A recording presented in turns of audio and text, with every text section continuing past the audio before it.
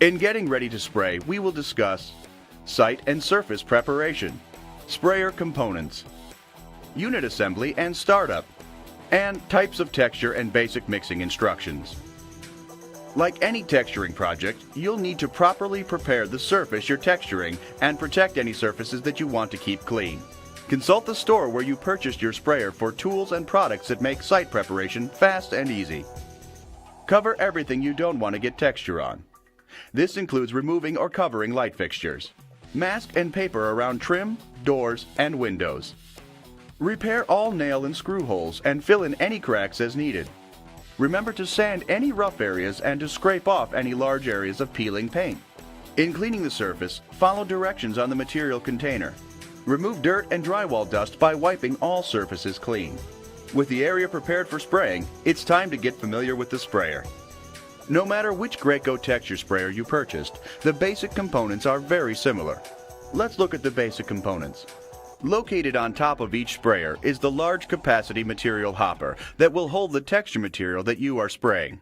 On the front or the side of the sprayer, you will find the main controls used to turn the sprayer on or off, or switch between the standard sprayer mode and the hopper gun mode. On some models, the control panel also allows you to adjust the flow or output of the pump.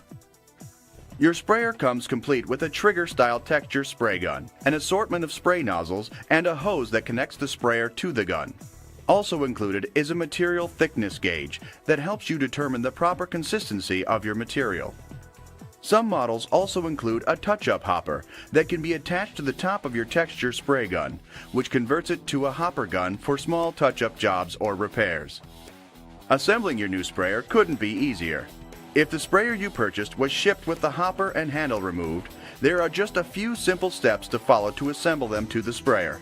First, with the angled portion of the handle pointed toward the back of the sprayer, insert the pin on one side of the handle into the through hole on the side of the sprayer. Next, gently spread the handle outward and then insert the pin into the through hole on the other side of the sprayer. Now, simply screw in the threaded star knob to secure the handle in place. To attach the hopper, first place the notches near the back of the hopper over the hopper pegs on the handle. Then rotate the hopper down and attach the hopper opening to the pump inlet. Connect one end of the combination material and air hose to the sprayer and the other end to the gun.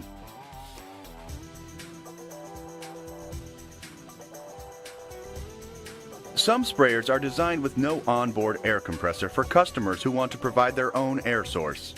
If you are connecting your own air source, make sure that the compressor delivers at least 3.5 CFM at 40 psi. Then connect your air hose to the gun. That's it for assembly. Let's get ready to start the unit. Before you load texture material into the hopper, the pump should be flushed out with approximately 2 gallons of water. Check that the on-off switch is in the off position. Then plug the unit into a grounded electrical outlet. If using an extension cord, use a minimum 14 gauge for lengths up to 50 feet and 12 gauge for longer lengths. Verify that the air valve on the spray gun is in the closed position. Now turn the selector switch to the sprayer position and turn the on-off switch to on.